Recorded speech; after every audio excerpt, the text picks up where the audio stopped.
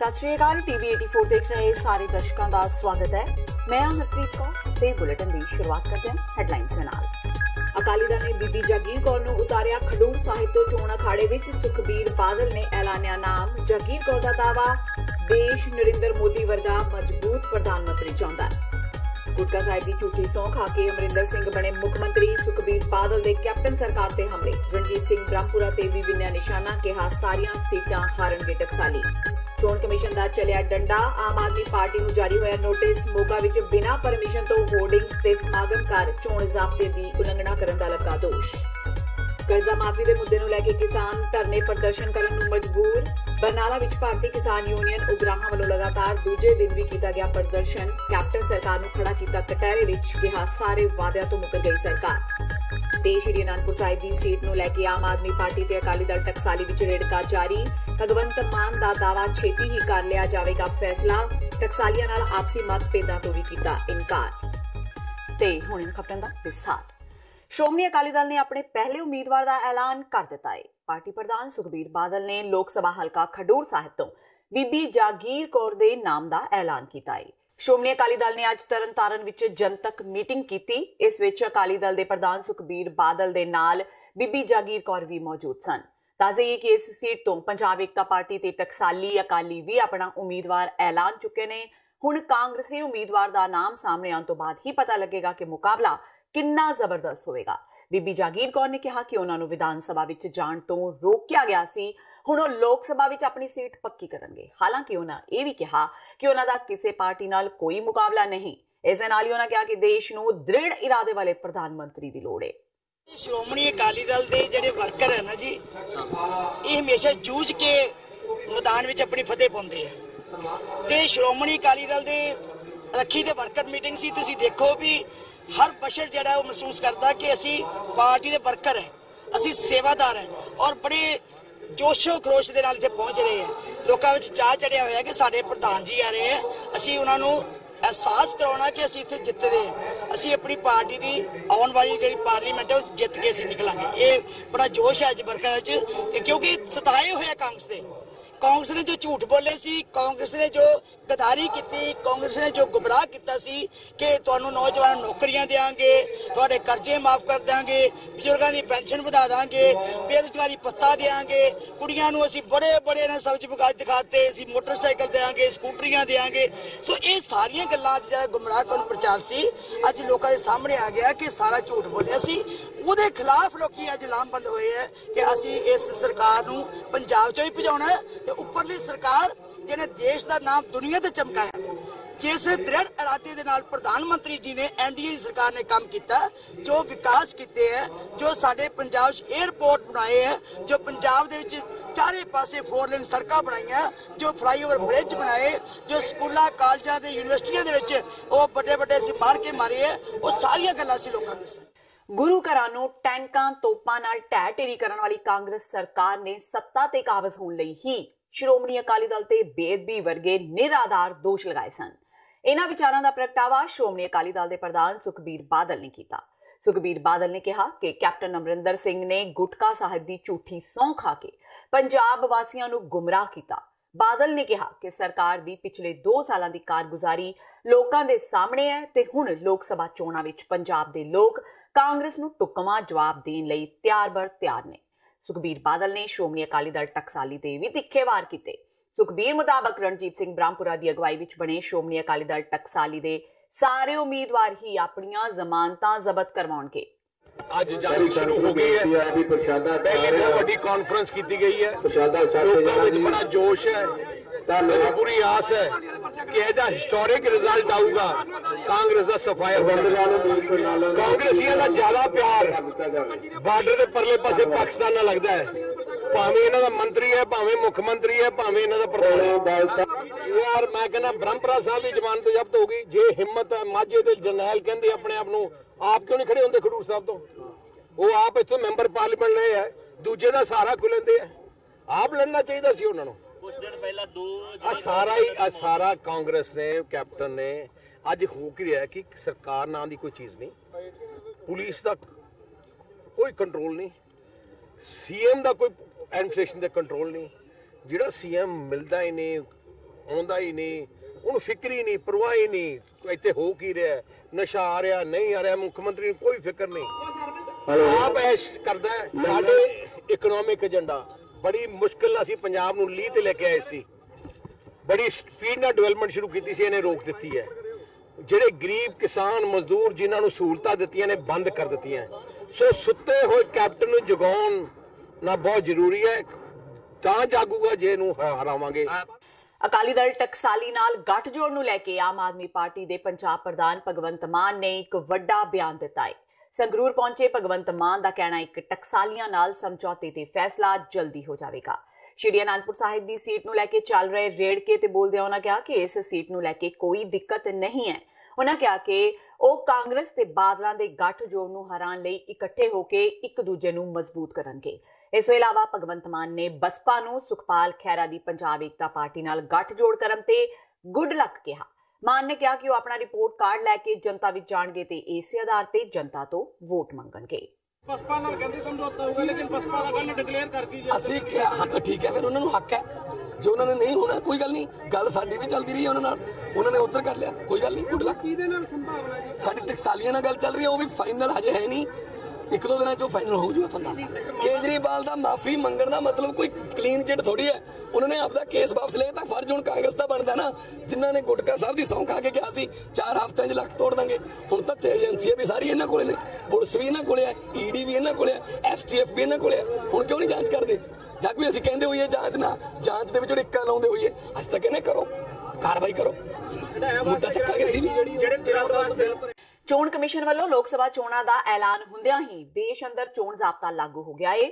ਚੋਣ ਕਮਿਸ਼ਨ ਨੇ ਇਹ ਗੱਲ ਸਾਫ਼ ਕੀਤੀ ਕਿ ਜ਼ਾਬਤਾ ਲੱਗਣ ਤੋਂ ਬਾਅਦ ਸਾਰੇ ਸਿਆਸੀ ਦਲ ਬਿਨਾਂ ਮਨਜ਼ੂਰੀ ਹੋਰਡਿੰਗ ਤੇ ਬੈਨਰ ਨਹੀਂ ਲਗਾ ਸਕਣਗੇ ਤੇ ਨਾ ਹੀ ਕੋਈ ਪ੍ਰੋਗਰਾਮ ਕਰ ਸਕਣਗੇ।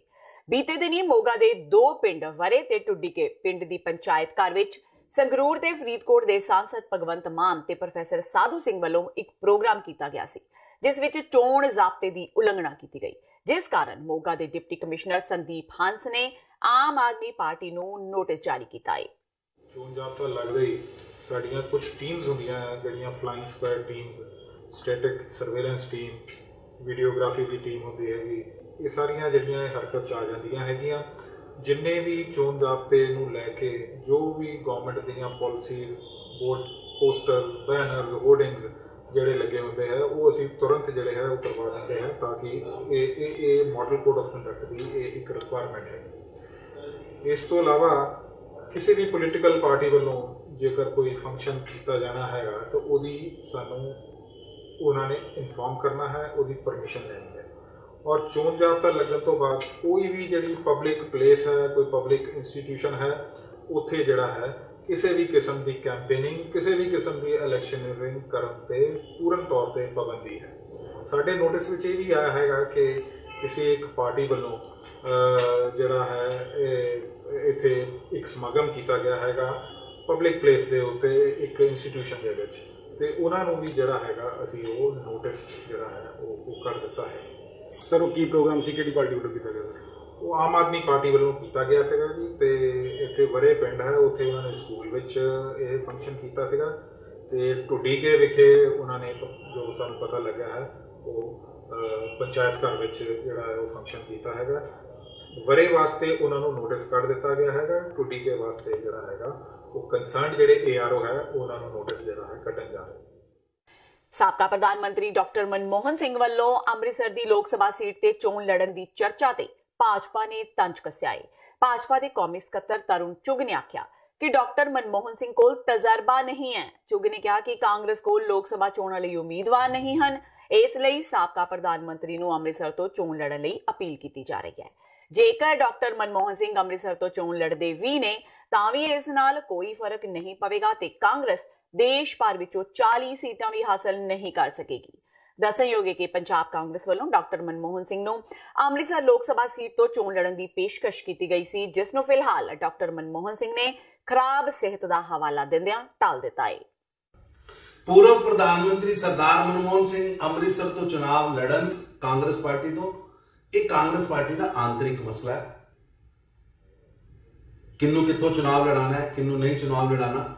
लेकिन ਮਨਮੋਹਨ ਸਿੰਘ ਜੀ ਦਾ ਅੰਮ੍ਰਿਤਸਰ ਤੋਂ ਚੁਣਾਵ ਲੜਨ ਤੋਂ ਇਹ ਗੱਲ ਸਾਬਤ ਹੁੰਦੀ ਹੈ ਕਿ ਅੱਜ ਕਾਂਗਰਸ ਪਾਰਟੀ ਕਾਫੀ ਹਤਾਸ਼ਾ ਨਿਰਾਸ਼ਾ 'ਚ ਹੈ ਔਰ ਅਸਤਿਤਵ ਦੀ ਲੜਾਈ ਲੜ ਰਹੀ ਹੈ, ਕਿਉਂਕਿ 10 ਸਾਲ ਜਿਹੜਾ ਵਿਅਕਤੀ ਪ੍ਰਧਾਨ ਮੰਤਰੀ ਰਿਹਾ ਹੋਵੇ ਜਾਂ ਐਕਸੀਡੈਂਟਲ ਪ੍ਰਾਈਮ ਮਿਨਿਸਟਰ ਰਿਹਾ ਹੋਵੇ ਜਾਂ ਕਿਸੇ ਇੱਕ ਵੰਸ਼ ਦੇ ਕਿਰਪਾ ਨਾਲ ਪ੍ਰਧਾਨ ਮੰਤਰੀ ਰਿਹਾ ਹੋਵੇ ਔਰ ਉਹਨੇ ਕਦੀ ਪਬਲਿਕ ਫੇਸ ਨਹੀਂ ਕੀਤੀ, ਕਦੀ ਲੋਕ ਸਭਾ ਨਹੀਂ ਲੜੀ, ਕਦੀ ਐਮਐਲਏ ਇਲੈਕਸ਼ਨ ਲੜਿਆ, ਕਾਰਪੋਰੇਸ਼ਨ ਇਲੈਕਸ਼ਨ ਨਹੀਂ ਲੜਿਆ ਔਰ ਅੱਜ ਉਹ ਅੰਮ੍ਰਿਤਸਰ ਦੇ ਅੰਦਰ ਲੋਕ ਸਭਾ ਲੜਨ ਆ ਰਹੇ ਨੇ।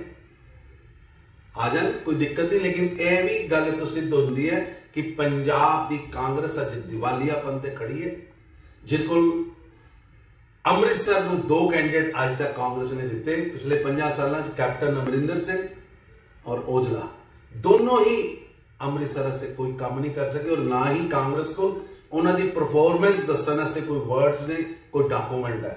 ਇਸ ਪਿੱਛੇ ਹਤਾਸ਼ਾ ਨਿਰਾਸ਼ਾ ਦੇ ਵਾਤਾਵਰਣ 'ਚ ਕਿ ਅੱਜ ਕਾਂਗਰਸ 40 ਦਾ ਅੰਕੜਾ ਵੀ ਨਹੀਂ ਸ਼ਾਇਦ ਦੇਸ਼ 'ਚ ਪੂਰਾ ਕਰ ਪਾਏ, ਉਸ ਵਾਤਾਵਰਣ 'ਚ ਮਨਮੋਹਨ ਸਿੰਘ ਜੀ ਨੂੰ ਅੰਮ੍ਰਿਤਸਰ 'ਚ ਉਤਾਰਨਾ ਚਾਹੀਦਾ ਹੈ। ਕਾਂਗਰਸ ਪਾਰਟੀ ਦਾ ਆਂਤਰਿਕ ਫੈਸਲਾ ਹੈ, ਅਸੀਂ ਮਜ਼ਬੂਤੀ ਨਾਲ ਜਵਾਬ ਦੇਣ ਵਾਸਤੇ ਤਿਆਰ ਹਾਂ ਔਰ ਨਿਸ਼ਚਿਤ ਰੂਪ 'ਚ ਸ਼੍ਰੋਮਣੀ ਅਕਾਲੀ ਦਲ ਭਾਰਤੀ ਜਨਤਾ ਪਾਰਟੀ ਅੰਮ੍ਰਿਤਸਰ ਸਹਿਤ ਹਿੰਦੁਸਤਾਨ 'ਚ ਭਾਰੀ ਬਹੁਮਤ ਦੇ ਨਾਲ ਸਰਕਾਰ ਬਣਾਉਣਗੇ ਔਰ ਨਰਿੰਦਰ ਮੋਦੀ ਜੀ ਪ੍ਰਧਾਨ ਮੰਤਰੀ ਬਣਨਗੇ। ਭਾਰਤੀ ਹਵਾਈ ਫੌਜ ਵੱਲੋਂ ਪੁਲਵਾਮਾ ਹਮਲੇ ਤੋਂ ਬਾਅਦ ਬਾਲਾਕੋਟ ਵਿੱਚ ਕੀਤੀ ਸਟ੍ਰਾਈਕ ਨਾਲ ਭਾਰਤ ਪਾਕਿਸਤਾਨ ਵਿੱਚ ਪੈਦਾ ਹੋਈ ਸਿਆਸੀ ਤੇ ਸਰਹੱਦੀ ਕੁੜੱਤਣ ਦੇ ਬਾਵਜੂਦ ਪਾਕਿਸਤਾਨ ਵੱਲੋਂ ਵਿਸਾਖੀ ਮੌਕੇ ਪਾਕਿਸਤਾਨ ਗੁਰੂ ਧਾਮਾਂ ਦੀ ਯਾਤਰਾ ਤੇ ਆਉਣ ਲਈ 3000 ਸਿੱਖਾਂ ਨੂੰ ਵੀਜ਼ਾ ਦੇਣ ਲਈ ਦਿੱਲੀ ਸਥਿਤ ਪਾਕਿਸਤਾਨ ਹਾਈ ਕਮਿਸ਼ਨ ਨੂੰ ਨਿਰਦੇਸ਼ ਜਾਰੀ ਕੀਤੇ ਗਏ ਨੇ। ਇਵੈਕੂਈ ਟਰਸਟ ਪ੍ਰਾਪਰਟੀ ਬੋਰਡ ਦੇ ਐਡੀਸ਼ਨਲ ਸਕੱਤਰ ਤਾਰਿਕ ਵਜ਼ੀਰ ਨੇ ਦੱਸਿਆ ਕਿ ਸਰਕਾਰ ਵੱਲੋਂ ਸੋਮਵਾਰ ਨੂੰ ਪਾਕਿਸਤਾਨ ਹਾਈ ਕਮਿਸ਼ਨ ਨੂੰ ਉਕਤ ਨਿਰਦੇਸ਼ ਜਾਰੀ ਕਰਦਿਆਂ ਯਾਤਰੀਆਂ ਨੂੰ 10 ਦਿਨਾਂ ਦਾ ਵੀਜ਼ਾ ਜਾਰੀ ਕੀਤੇ ਜਾਣ ਬਾਰੇ ਹਦਾਇਤ ਦਿੱਤੀ ਗਈ ਹੈ। ETPB ਵੱਲੋਂ ਯਾਤਰੀਆਂ ਦੇ ਲਈ ਕੀਤੇ ਜਾਣ ਵਾਲੇ ਪ੍ਰਬੰਧਾਂ ਨੂੰ ਲੈ ਕੇ 18 ਮਾਰਚ ਨੂੰ ਇੱਕ ਬੈਠਕ ਵੀ ਸੱਦੀ ਗਈ ਹੈ। ਤਾਰਿਕ ਵਜ਼ੀਰ ਅਨੁਸਾਰ 12 ਅਪ੍ਰੈਲ ਨੂੰ ਯਾਤਰੀ ਵਿਸ਼ੇਸ਼ ਰੇਲ ਗੱਡੀਆਂ ਰਾਹੀਂ ਅਟਾਰੀ ਤੋਂ ਵਾਗਾ ਲਈ ਰਵਾਨਾ ਹੋਣਗੇ। ਤੇ ਹੁਣ ਵੇਲਾ ਹੋ ਗਿਆ ਬ੍ਰੇਕ ਦਾ, ਬਾਕੀ ਦੀਆਂ ਖਬਰਾਂ ਇਸ ਬ੍ਰੇਕ ਤੋਂ ਬਾਅਦ।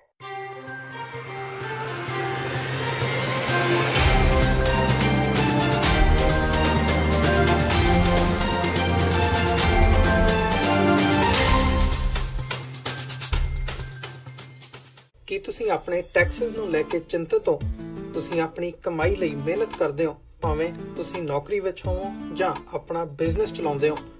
ਜਦੋਂ ਟੈਕਸ ਭਰਨ ਦਾ ਸਮਾਂ ਆਉਂਦਾ ਤਾਂ ਤੁਹਾਨੂੰ ਇੱਕ ਭਰੋਸੇਯੋਗ ਟੈਕਸ ਅਕਾਊਂਟੈਂਟ ਦੀ ਲੋੜ ਹੈ ਜੋ ਟੈਕਸ ਬੈਲੈਂਸ ਦਾ ਤੁਹਾਡੇ ਪੱਖ ਵਿੱਚ ਜਾਣਾ ਯਕੀਨੀ ਬਣਾਵੇ।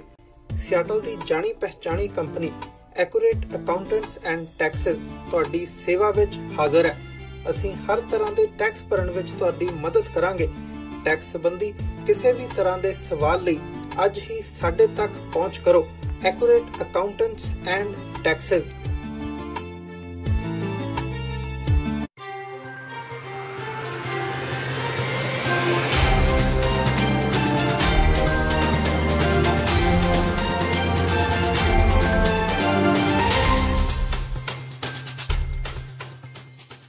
ਬ੍ਰੇਕ ਤੋਂ ਬਾਅਦ TV 84 ਦੇ ਖਬਰਾਂ ਦੇ ਬੁਲੇਟਿਨ ਵਿੱਚ ਸਵਾਗਤ ਹੈ। ਵਧਦੇ ਹਾਂ ਅਗਲੀ ਖਬਰ ਵੱਲ। ਭਾਰਤੀ ਕਿਸਾਨ ਯੂਨੀਅਨ ਉਗਰਾਹਾਂ ਵੱਲੋਂ ਬਰਨਾਲਾ ਵਿੱਚ ਸਹਿਕਾਰੀ ਬੈਂਕ ਸਾਹਮਣੇ ਲਗਾਇਆ ਗਿਆ ਧਰਨਾ ਅੱਜ ਦੂਜੇ ਦਿਨ ਵੀ ਜਾਰੀ ਰਿਹਾ। ਧਰਨੇ ਦੇ ਦੂਜੇ ਦਿਨ ਯੂਨੀਅਨ ਦੇ ਸੂਬਾਈ ਪ੍ਰਧਾਨ ਜੋਗਿੰਦਰ ਸਿੰਘ ਉਗਰਾਹਾਂ ਨੇ ਆਪਣੇ ਸੰਬੋਧਨ ਵਿੱਚ ਕੇਂਦਰ ਤੇ ਸੂਬਾ ਸਰਕਾਰ ਖਿਲਾਫ ਵਾਅਦਾ ਖਿਲਾਫੀ ਦਾ ਦੋਸ਼ ਲਗਾ ਕੇ ਜੰਮ ਕੇ ਭੜਾਸ ਕੱਢੀ। ਆਗੂਆਂ ਨੇ ਕਿਹਾ ਕਿ ਬੈਂਕ ਕਰਜ਼ਾ ਦੇਣ ਲੱਗਿਆਂ ਕਿਸਾਨਾਂ ਕੋਲੋਂ ਖਾਲੀ ਚੈੱਕਾਂ ਤੇ ਦਸਤਖਤ ਕਰਾ ਲੈਂਦੇ ਨੇ, ਜੋ ਕਿ ਪੂਰੀ ਤਰ੍ਹਾਂ ਗੈਰ ਕਾਨੂੰਨੀ ਹੈ। ਆਗੂਆਂ ਨੇ ਕਿਹਾ ਕਿ ਚੋਣਾਂ ਵੇਲੇ ਕੈਪਟਨ ਸਰਕਾਰ ਨੇ ਕਿਸਾਨਾਂ ਦਾ ਬਿਨਾਂ ਸ਼ਰਤ ਕਰਜ਼ਾ ਮਾਫ ਕਰਨ ਦਾ ਵਾਅਦਾ ਕੀਤਾ ਸੀ, ਜਿਸ ਤੋਂ ਹੁਣ ਸਰਕਾਰ ਮੁੱਕਰ ਗਈ ਹੈ। ਪ੍ਰਦਰਸ਼ਨਕਾਰੀਆਂ ਨੇ ਕਿਹਾ ਕਿ ਜੇ ਸਰਕਾਰ ਨੇ ਕਿਸਾਨਾਂ ਦਾ ਕਰਜ਼ਾ ਮਾਫ ਨਾ ਕੀਤਾ ਤੇ ਜੇ ਬੈਂਕਾਂ ਨੇ ਕਿਸਾਨਾਂ ਦੇ ਚੈੱਕ ਵਾਪਸ ਨਾ ਕੀਤੇ ਤਾਂ ਉਹ ਆਪਣਾ ਧਰਨਾ ਪ੍ਰਦਰਸ਼ਨ ਇਸੇ ਤਰ੍ਹਾਂ ਜਾਰੀ ਰੱਖਣਗੇ। ਇਹ ਧਰਨਾ ਅਣਮਿੱਥੇ ਸਮੇਂ ਦਾ, ਜਿੰਨਾ ਚਿਰ ਚਲਾ ਸਕਦੇ ਨੇ ਉਹਨਾਂ ਚਿਰ ਚੱਲੂਗਾ। ਇਹ ਬੈਂਕਾਂ ਦੇ ਵਿੱਚ ਜਿਹੜਾ ਕਰਜ਼ਾ ਲੈਂਦੇ ਨੇ ਕਿਸਾਨ, ਉੱਥੇ ਇਹ ਬੈਂਕਾਂ ਨੇ ਕੁਝ ਪਿਛਲੇ ਸਾਲਾਂ ਤੋਂ ਡਬਲ ਗਰੰਟੀ ਲੈਣੀ ਸ਼ੁਰੂ ਕਰਤੀ। ਨਾਲੇ ਜ਼ਮੀਨ ਪਲੱਜ ਕਰਾਉਂਦੇ ਆ, ਨਾਲ ਚੈੱਕ ਰੱਖਦੇ ਨੇ, ਭਰੇ ਵੀ ਤੇ ਖਾਲੀ ਵੀ। ਉਹ ਜਿਹੜੀਆਂ ਚੈੱਕ ਬੁੱਕਾਂ ਇਹ ਰੱਖਦੇ ਨੇ, ਸਾਡਾ ਡਬਲ ਗਰੰਟੀ ਦੇ ਰੌਲਾ ਇਹਨਾਂ ਨਾਲ। ਜੇ ਕੋਈ ਵੀ ਬੈਂਕ, ਕੋਈ ਵੀ ਸਿਧਾਂਤ, ਕੋਈ ਵੀ ਕਾਨੂੰਨ, ਕੋਈ ਹਦਾਇਤ, ਕੋਈ ਲਿਖਤੀ ਚਿੱਠੀ ਹੋਵੇ ਇਹਨਾਂ ਕੋਲੇ ਜਿਹੜੀ ਇਹਨਾਂ ਨੂੰ ਕਿਸੇ ਸਰਕਾਰ ਵੱਲੋਂ, ਕਿਸੇ ਸੰਸਥਾ ਵੱਲੋਂ ਕੱਢੀ ਹੋਵੇ ਵੀ ਤੁਹਾਨੂੰ ਅਥਾਰਟੀ ਹੈ ਇਹ ਵੀ ਤੁਸੀਂ ਚੈੱਕ ਲੈ ਸਕਦੇ ਹੋ। ਜਨੀ ਸਹਿਕਾਰਤਾ ਮੰਤਰੀ ਇਹ ਮੰਨੇ ਆ ਵੀ ਜਿਹੜੇ ਚੈੱਕ ਲੈਣੇ ਆ, ਨਾਲੇ ਜ਼ਮੀਨਾਂ ਪਲੱਜ ਗਹਿਣੇ ਕਰਾਉਣੀਆਂ, ਨਾਲ ਚੈੱਕ ਲੈਣੇ, ਇਹ ਕਿਸੇ ਤਰ੍ਹਾਂ ਵਾਜਬ ਨਹੀਂ, ਗੈਰ ਕਾਨੂੰਨੀ ਨੇ। ਇਹ ਗੈਰ ਕਾਨੂੰਨੀ ਧੰਦਾ ਜਿਹੜਾ ਬੈਂਕਾਂ ਕਰ ਰਹੀਆਂ ਨੇ, ਅਸੀਂ ਸਮਝਦੇ ਹਾਂ ਵੀ ਇਹਦੇ ਨਾਲ ਕਿਸਾਨ ਜਲੀਲ ਹੁੰਦੇ ਨੇ, ਉਹ ਖੁਦਕੁਸ਼ੀਆਂ 'ਚ ਵਾਧਾ ਹੁੰਦਾ। ਇਹ ਇੰਨੀ ਕਿ ਚੈੱਕ ਲੈਣ ਵਾਲੀ ਗੱਲ ਤੇ ਖੜਦੇ ਨਹੀਂ। ਇਹ ਕਰਦੇ ਕੀ ਨੇ? ਲੋਨ ਬਰਨਾਲੇ ਲਿਆ, ਕਿਸੇ ਬੈਂਕ ਤੋਂ ਲਿਮਟ ਕਢਾਈ ਹੈ, ਉਹਦਾ ਚੈੱਕ ਗੁਜਰਾਤ ਚਲਾਤਾ, ਇਲਾਹਾਬਾਦ ਚਲਾਤਾ, ਮਹਾਰਾਸ਼ਟਰ ਚਲਾਤਾ। ਜਾਨੀ ਪਟਿਆਲੇ ਦੀ ਇੱਕ ਘਟਨਾ ਹੈ, ਨਾਭੇ ਕੋਲੇ ਬਨੇਰਾ ਪਿੰਡ ਹੈ, ਉੱਥੋਂ ਦੇ ਕਿਸਾਨ ਦਾ ਚੈੱਕ ਹੈ ਜਿਹੜਾ ਬਾਕਸ ਭਰ ਕੇ ਬਾਕਸ ਲਾਇਆ, ਜਦੋਂ ਉਹ ਕਿਸ਼ਤ ਨਹੀਂ ਭਰੀ ਗਈ, ਗੁਜਰਾਤ ਦੇ ਵਿੱਚ ਅਹਿਮਦਾਬਾਦ ਦੇ ਵਿੱਚ ਜਾ ਕੇ ਉਹਨੂੰ ਪੇਸ਼ੀ ਭੁਗਤਣ ਵਾਸਤੇ ਕਹਿੰਦੇ ਉਹਦੇ ਸੰਮਨ ਆ ਗਏ, ਜਾ ਨਹੀਂ ਸਕਿਆ, ਪੁਲਿਸ ਗ੍ਰਿਫਤਾਰ ਕਰਨ ਆਈ ਉਹਦੀ। ਜਾਨੀ ਇਸ ਤਰ੍ਹਾਂ ਜਲੀਲ ਕਰਦੇ ਨੇ। ਜਿੱਥੇ ਕੈਪਟਨ ਸਾਹਿਬ ਕਹਿੰਦੇ ਨੇ ਵੀ ਅਸੀਂ ਖੁਦਕੁਸ਼ੀਆਂ ਬੰਦ ਕਰ ਦਾਂਗੇ ਜਦੋਂ ਸੱਤਾ 'ਚ ਆ ਗਏ, ਆਹ ਜਿਹੜੀ ਜਲਾਲਤ ਹੈ ਇਹ ਵੱਧ ਰਹੀ ਹੈ। ਇਸ ਕਰਕੇ ਅਸੀਂ ਇਹ ਕਿਸਾਨਾਂ ਦੀਆਂ ਖੁਦਕੁਸ਼ੀਆਂ ਰੋਕਣ ਦੀ ਖਾਤਰ ਇਹ ਜਿਹੜਾ ਬੇਸੂਲਾ ਧੰਦਾ ਕੰਮ ਛੇੜਿਆ ਹੋਇਆ ਇਹਨਾਂ ਦਾ ਚੈੱਕ ਲੈਣਾ, ਅਸੀਂ ਉਹਦੇ ਅੰਦੋਲਨ ਕਰਕੇ ਇਹ ਅੰਦੋਲਨ ਲੜਾਈ ਲੜੀ ਹੈ। ਚੰਡੀਗੜ੍ਹ ਦੇ ਸੈਕਟਰ 56 ਵਿੱਚ ਇੱਕ ਚੈਨ ਸਨੈਚਰ ਨੂੰ 2 ਪੁਲਿਸ ਮੁਲਾਜ਼ਮਾਂ ਨੇ ਫਿਲਮੀ ਸਟਾਈਲ ਵਿੱਚ ਧਰ ਦਬੋਚਿਆ। ਚੰਡੀਗੜ੍ਹ ਪੁਲਿਸ ਦੀ PCR ਪਾਰਟੀ ਵਿੱਚ ਤਾਇਨਾਤ ਮੁਲਾਜ਼ਮ ਅਮਰਿਤ ਸਿੰਘ ਤੇ ਨਵਦੀਪ ਸਿੰਘ ਨੂੰ ਸੂਚਨਾ ਮਿਲੀ ਸੀ ਕਿ ਫੇਜ਼ 6 ਵਿੱਚ ਸ਼ਿਵਾਲਿਕ ਸਕੂਲ ਨੇੜੇ ਇੱਕ ਵਿਅਕਤੀ ਦੂਜੇ ਵਿਅਕਤੀ ਤੇ ਕਿਰਪਾਨ ਨਾਲ ਹਮਲਾ ਕਰ ਰਿਹਾ ਹੈ। ਇਸੇ ਪੁਲਿਸ ਮੁਲਾਜ਼ਮ ਮੌਕੇ ਤੇ ਪਹੁੰਚੇ ਤਾਂ ਦੋਸ਼ੀ ਕਿਰਪਾਨ ਸੁੱਟ ਕੇ ਫਰਾਰ ਹੋ ਗਿਆ। ਪੁਲਿਸ ਮੁਲਾਜ਼ਮਾਂ ਵੱਲੋਂ ਉਸ ਦਾ ਪਿੱਛਾ ਕੀਤਾ ਗਿਆ, ਜਿਸ ਤੋਂ ਬਾਅਦ ਦੋਸ਼ੀ ਚੰਡੀਗੜ੍ਹ ਦੇ ਸੈਕਟਰ 56 ਵਿੱਚ ਇੱਕ ਘਰ ਦੀ ਤੀਜੀ ਮੰਜ਼ਲ ਤੇ ਚੜ੍ਹ ਗਿਆ। ਪੁਲਿਸ ਮੁਲਾਜ਼ਮ ਵੀ ਉਸ ਦੇ ਪਿੱਛੇ ਘਰ ਦੀ ਛੱਤ ਤੇ ਪਹੁੰਚੇ ਤਾਂ ਦੋਸ਼ੀ ਕਮਲਜੀਤ ਘਰ ਦੀ ਛੱਤ ਤੋਂ ਲਟਕ ਗਿਆ ਤੇ ਮੁਲਾਜ਼ਮਾਂ ਨੂੰ ਛਲਾਂਗ ਲਗਾਉਣ ਦੀਆਂ ਧਮਕੀਆਂ ਦੇਣ ਲੱਗਾ। ਪੁਲਿਸ ਕਰਮਚਾਰੀਆਂ ਨੇ ਆਪਣੀ ਜਾਨ ਜੋਖਮ ਵਿੱਚ ਪਾ ਕੇ ਉਸ ਨੂੰ ਉੱਪਰ ਖਿੱਚਿਆ ਤੇ ਗ੍ਰਿਫਤਾਰ ਕਰ ਲਿਆ। ਪੁਲਿਸ ਮੁਲਾਜ਼ਮ ਮੁਤਾਬਕ ਦੋਸ਼ੀ ਕਮਲਜੀਤ ਸਿੰਘ ਖਿਲਾਫ ਪਹਿਲਾਂ ਵੀ ਚੰਡੀਗੜ੍ਹ ਵਿੱਚ ਕੇਸ ਦਰਜ ਨੇ, ਜਿਸ ਦੀ ਪੁਲਿਸ ਵੱਲੋਂ ਭਾਲ ਕੀਤੀ ਜਾ ਰਹੀ ਸੀ।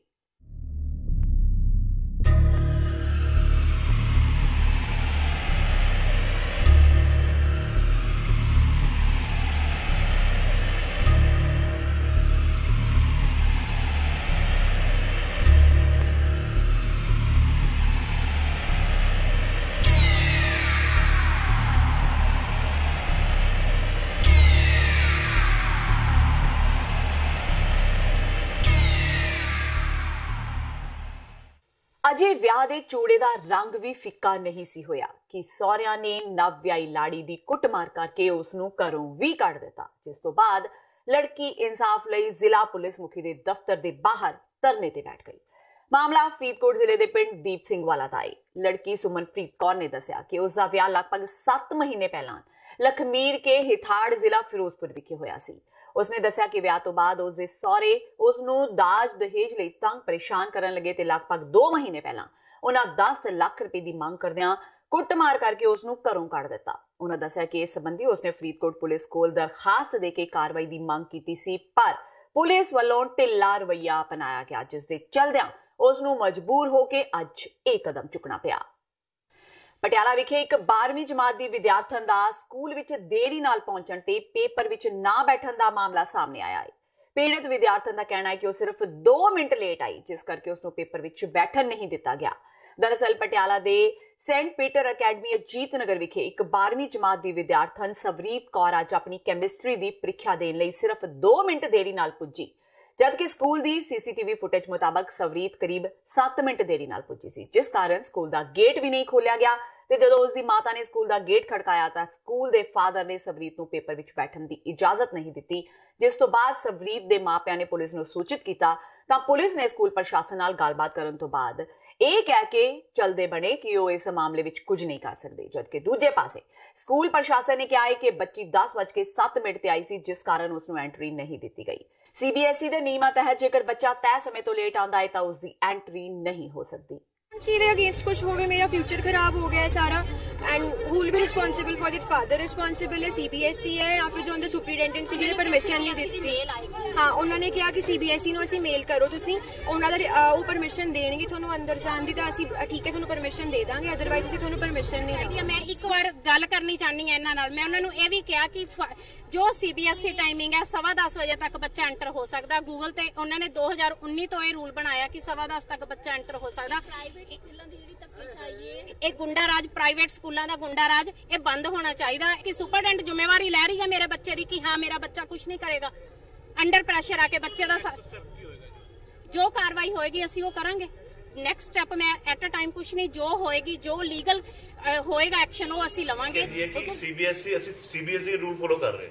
ਸੀਬੀਐਸਈ ਜੇ ਕੱਲ ਉਹਦੇ ਵਿੱਚ 10 ਬੱਚੇ ਕਰਕੇ ਜੇ ਕੱਲ ਸਕੂਲ ਦੀ ਐਫੀਲੀਏਸ਼ਨ ਸਰ ਕੱਲ ਵੀ ਤੁਸੀਂ 2 ਦਿਨ ਪਹਿਲਾਂ ਵੀ 10 ਬੱਚਿਆਂ ਦੀ ਐਂਟਰੀ ਕੀਤੀ ਗਈ ਹੈ ਕਿ ਸਾਰੀ ਸਰ ਜੇ ਕੋਈ ਸਬੂਤ ਸਰ ਸਾਡੇ ਕੋਲ ਔਨ ਰਿਕਾਰਡ ਹੈ। ਬੁਲਾਓ on record video sir, on video record ਹੈ ਸਰ, ਸਾਡੇ ਕੋਲ ਵੀਡੀਓ ਹੈਗੀ ਹੈ। ਦਿਖਾਓ ਮੁਹੱਲੇ ਵਾਲੇ ਬੋਲ ਰਹੇ ਸਰ ਤੁਹਾਡੇ ਆਂਢੀ ਗੁਆਂਢੀ ਨਹੀਂ ਐਂਟਰੀ ਹੋਈ। ਲੁਧਿਆਣਾ ਦੀ ਬਸਤੀ ਜੋਧੇਵਾਲ ਨੇੜੇ ਇੱਕ ਪੈਟਰੋਲ ਪੰਪ ਤੇ ਨੌਜਵਾਨਾਂ ਵਿਚਕਾਰ ਮਾਮੂਲੀ ਤਕਰਾਰ ਨੂੰ ਲੈ ਕੇ ਲੜਾਈ ਇੰਨੀ ਵੱਧ ਗਈ ਕਿ ਦੋਵਾਂ ਧਿਰਾਂ ਦੇ ਕਈ ਨੌਜਵਾਨ ਜ਼ਖਮੀ ਹੋ ਗਏ। ਇਸ ਦੀ ਸੀਸੀਟੀਵੀ ਤਸਵੀਰਾਂ ਵੀ ਸਾਹਮਣੇ ਆਈਆਂ ਨੇ ਜਿਸ ਵਿੱਚ ਨੌਜਵਾਨ ਬੁਰੀ ਤਰ੍ਹਾਂ ਇੱਕ ਦੂਜੇ ਦੇ ਨਾਲ ਲੜ ਰਹੇ ਨੇ। ਦਰਅਸਲ ਜਦ ਇੱਕ ਨੌਜਵਾਨ ਮੋਟਰਸਾਈਕਲ ਤੇ ਤੇਲ ਪਾਉਣ ਲਈ ਖੜਾ ਸੀ ਤਾਂ ਉਸ ਦਾ ਮੋਟਰਸਾਈਕਲ ਦੂਜੇ ਦੇ ਨਾਲ ਲੱਗ ਗਿਆ, ਜਿਸ ਤੋਂ ਬਾਅਦ ਦੋਵਾਂ ਵਿਚਾਲੇ ਬਹਿਸ ਹੋਈ ਤੇ ਫਿਰ ਇਹ ਬਹਿਸ ਹੱਥੋਂ ਪਾਈ ਤੱਕ ਪਹੁੰਚ ਗਈ, ਜਿਸ ਤੋਂ ਬਾਅਦ ਦੋਵੇਂ ਨੌਜਵਾਨਾਂ ਨੇ ਆਪੋ ਆਪਣੇ ਸਾਥੀਆਂ ਨੂੰ ਸਾਧ ਲਿਆ ਤੇ ਫਿਰ ਪੈਟਰੋਲ ਪੰਪ ਤੇ ਹੀ ਦੋਵਾਂ ਧਿਰਾਂ ਵਿਚਾਲੇ ਜੰਮ ਕੇ ਝਗੜਾ ਹੋਇਆ। ਉਧਰ ਜੋਧੇਵਾਲ ਪੁਲਿਸ ਨੇ ਮਾਮਲਾ ਦਰਜ ਕਰਕੇ ਅਗਲੀ ਕਾਰਵਾਈ ਸ਼ੁਰੂ ਕਰ ਦਿੱਤੀ ਹੈ। ਪੁਲਿਸ ਨੇ ਦੱਸਿਆ ਕਿ ਦੋਵਾਂ ਧਿਰਾਂ ਦੇ ਨੌਜਵਾਨਾਂ ਦੇ ਬਿਆਨ ਲਏ ਜਾਣਗੇ, ਜਿਸ ਤੋਂ ਬਾਅਦ ਹੀ ਅਗਲੀ ਕਾਰਵਾਈ ਕੀਤੀ ਜਾਵੇਗੀ।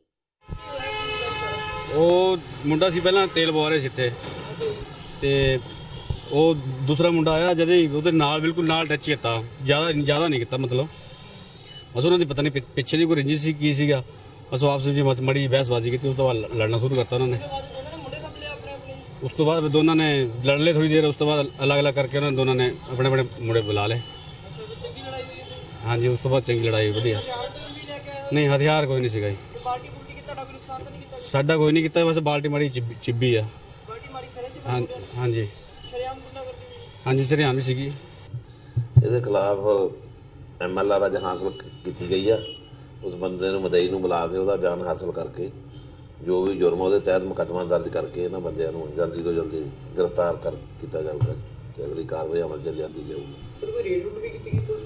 ਹਾਂਜੀ ਇਹਨਾਂ ਦੇ ਤੌਰ ਤੇ ਇਹਨਾਂ ਨੂੰ ਬੁਲਾਉਣ ਦੀ ਇੱਥੇ ਕੋਸ਼ਿਸ਼ ਕੀਤੀ ਗਈ ਪਰ ਇਹ ਮਿਲੇ ਨੇ, ਘਰਾਂ ਤੋਂ ਭੱਜੇ ਨੇ ਤੇ ਇਹਨਾਂ ਨੂੰ ਮੁਕੱਦਮੇ ਦੇ ਵਿੱਚ ਦਰਜ ਕਰਕੇ ਗ੍ਰਿਫਤਾਰ ਕੀਤਾ ਜਾਵੇਗਾ। ਤੇ ਇਹ ਸਨ ਹੁਣ ਤੱਕ ਦੀਆਂ ਖਬਰਾਂ। ਜਾਂਦੇ ਜਾਂਦੇ ਇੱਕ ਵਾਰ ਫੇਰ ਨਜ਼ਰ ਮਾਰਦੇ ਹਾਂ ਮੁੱਖ ਖਬਰਾਂ ਤੇ। ਅਕਾਲੀ ਦਲ ਨੇ ਬੀਬੀ ਜਾਗੀਰ ਕੌਰ ਨੂੰ ਉਤਾਰਿਆ ਖਡੂਰ ਸਾਹਿਬ ਤੋਂ ਚੋਣ ਅਖਾੜੇ ਵਿੱਚ। ਸੁਖਬੀਰ ਬਾਦਲ ਨੇ ਐਲਾਨਿਆ ਨਾਮ। ਜਾਗੀਰ ਕੌਰ ਦਾ ਦਾਅਵਾ, ਦੇਸ਼ ਨਰਿੰਦਰ ਮੋਦੀ ਵਰਗਾ ਮਜ਼ਬੂਤ ਪ੍ਰਧਾਨ ਮੰਤਰੀ ਚਾਹੁੰਦਾ।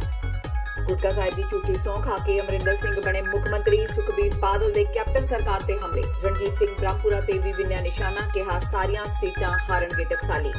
ਚੋਣ ਕਮਿਸ਼ਨ ਦਾ ਚੱਲਿਆ ਡੰਡਾ। ਆਮ ਆਦਮੀ ਪਾਰਟੀ ਨੂੰ ਜਾਰੀ ਹੋਇਆ ਨੋਟਿਸ। ਮੋਗਾ ਵਿੱਚ ਬਿਨਾਂ ਪਰਮਿਸ਼ਨ ਤੋਂ ਹੋਰਡਿੰਗਸ ਤੇ ਸਮਾਗਮ ਕਰ ਚੋਣ ਜ਼ਾਬਤੇ ਦੀ ਉਲੰਘਣਾ ਕਰਨ ਦਾ ਲੱਗਾ ਦੋਸ਼। ਕਰਜ਼ਾ ਮਾਫੀ ਦੇ ਮੁੱਦੇ ਨੂੰ ਲੈ ਕੇ ਕਿਸਾਨ ਧਰਨੇ ਪ੍ਰਦਰਸ਼ਨ ਕਰਨ ਨੂੰ ਮਜਬੂਰ। ਬਰਨਾਲਾ ਵਿੱਚ ਭਾਰਤੀ ਕਿਸਾਨ ਯੂਨੀਅਨ ਉਗਰਾਹਾਂ ਵੱਲੋਂ ਲਗਾਤਾਰ ਦੂਜੇ ਦਿਨ ਵੀ ਕੀਤਾ ਗਿਆ ਪ੍ਰਦਰਸ਼ਨ। ਕੈਪਟਨ ਸਰਕਾਰ ਨੂੰ ਖੜਾ ਕੀਤਾ ਕਟਹਿਰੇ ਵਿੱਚ, ਕਿਹਾ ਸਾਰੇ ਵਾਅਦਿਆਂ ਤੋਂ ਮੁੱਕਰ ਗਈ ਸਰਕਾਰ। ਤੇ ਸ਼੍ਰੀ ਅਨੰਦਪੁਰ ਸਾਹਿਬ ਦੀ ਸੀਟ ਨੂੰ ਲੈ ਕੇ ਆਮ ਆਦਮੀ ਪਾਰਟੀ ਤੇ ਅਕਾਲੀ ਦਲ ਟਕਸਾਲੀ ਵਿੱਚ ਰੇੜਕਾ ਜਾਰੀ। ਭਗਵੰਤ ਮਾਨ ਦਾ ਦਾਅਵਾ, ਛੇਤੀ ਹੀ ਕਰ ਲਿਆ ਜਾਵੇਗਾ ਫੈਸਲਾ। ਟਕਸਾਲੀਆਂ ਨਾਲ ਆਪਸੀ ਮਤਭੇਦਾਂ ਤੋਂ ਵੀ ਕੀਤਾ ਇਨਕਾਰ। ਇਸ ਦੇ ਨਾਲ ਹੀ TV 84 ਦਾ ਖਬਰਾਂ ਦਾ ਇਹ ਬੁਲੇਟਿਨ ਖਤਮ ਹੁੰਦਾ ਹੈ। ਮੈਨੂੰ ਹਰਪ੍ਰੀਤ ਕੌਰ ਨੂੰ ਦਿਓ ਇਜਾਜ਼ਤ। ਸਤਿ ਸ਼੍ਰੀ ਅਕਾਲ।